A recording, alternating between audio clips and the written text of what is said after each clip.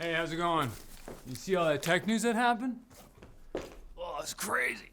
Oh, you didn't? Oh, man. You want me to tell you about it? Windows 11 has overtaken Windows 10 in desktop market share on StatCounter for the first time since launching nearly 4 years ago. Just when everyone was actually starting to like Windows 10. It was the perfect time. Now, StatCounter isn't a perfect measurement, but Windows 11 did already overtake Windows 10 on the Steam hardware survey back in September 2024, so it's not far-fetched to assume we are awake. And this isn't some gruesome nightmare, it's really happening. Oh God, I thought we had more time. Ironically, Microsoft recently threw Windows 10 diehards a bone in the form of free extended security updates for a year if they simply sign into a Microsoft account and sync their PC settings. But I wouldn't count on Microsoft's generosity long term. They have the high ground now. And if Star Wars taught me anything, it's that in this situation, you should absolutely not try to attack. Just play dead. Actually, I forgot that Obi-Wan jumps up and beats Darth Maul in episode 1. The message of Star Wars is actually just Obi-Wan always wins. Don't f with Obi-Wan. Gamers formed an angry mob this weekend over a recently discovered clause in Ubisoft's end-user license agreement that says if the agreement is terminated, the user must destroy all copies of the product. In this case, the game.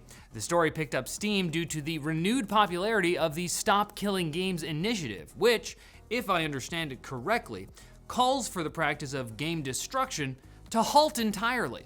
There's just one problem. While many repeated the claim that the destroy clause was a new addition to Ubisoft's license agreement, it's not new. And it's also an extremely common clause in gaming license agreements across the board. As pointed out by The Gamer and Redditor Amon274, such game destruction in the event of license termination is required in all sorts of game license agreements, including Square Enix, Sega, and even precious Baldur's Gate 3 developer Larian Studios. You were the chosen one! So I guess legally, we collectively have not been destroying nearly enough games. We better get to work. Or at least that may be how Video Games Europe feels. The industry association spoke out against the Stop Killing Games initiative, saying that requiring games to have some kind of end-of-life plan that doesn't involve permanently blocking players from ever again accessing a game they paid for is it's just impossible. I'm sorry.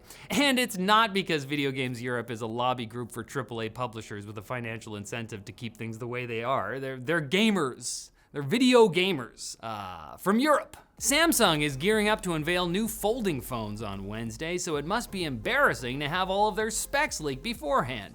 WinFuture writer Roland Quant posted official Samsung promo materials with specs for the Galaxy Z Fold7, Z Flip7, and Flip7 FE, revealing that if a Z Fold7 with 16 gigabytes of RAM and 1 terabyte of storage is what you want to spend your money on, no one will be able to stop you, sadly. There was also a leaked video showing off the Z Flip 7's massive front display, and they even leaked the new Galaxy watches. The watches, Mark! The watches?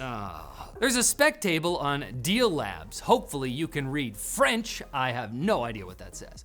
We'll have all the official confirmed details on Wednesday after Samsung's Unpacked, which is happening just days after Epic Games CEO Tim Sweeney said his company dropped its lawsuit against Samsung, having apparently reached a settlement. Very cool.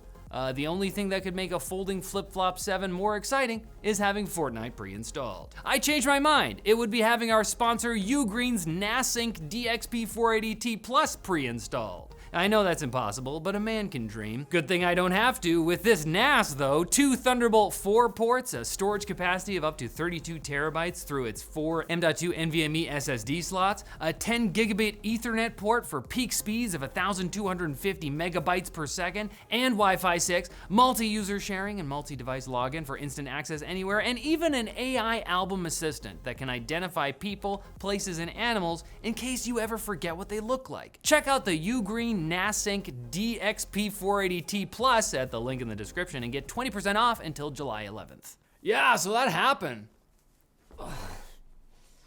That was all before the quick bits. Intel is planning to launch a refreshed lineup of Arrow Lake CPUs in the second half of this year, according to ZDNet Korea. The chips will reportedly feature higher clock speeds and an upgraded NPU that could qualify them for the extremely prestigious and highly sought after Copilot Plus PC designation. No matter how good they are though, they won't have 192 cores and use 500 watts of power like the flagship chips from Intel's upcoming Diamond Rapid Xeon lineup, so I'll be disappointed either way. ByteDance is working on a new version of the app for US customers to replace the old one if this deal to sell TikTok to new American owners ever actually comes to pass. Getting all American users to switch to a new app may present some technical challenges, according to some analysts, but that's all contingent on China approving the sale. When asked if he's got a deal ready with China, Trump recently told the media, pretty much, making everyone feel good about spending time on that interaction. Lossless Scaling, the extremely popular Windows app that adds modern upscaling and frame generation to unsupported games,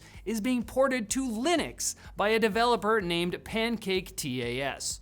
The GitHub project's titled LSFG VK, which I know stands for Lossless Scaling Frame Generation, and then Vulkan maybe, but I read it as Let's go Vikram. All I know is you better appreciate the devs' labors because they say they went through psychological torture to make this project work, which makes sense because it's Linux. And look at this little USB-C flash drive designed to look like a real-life macOS folder. Huh?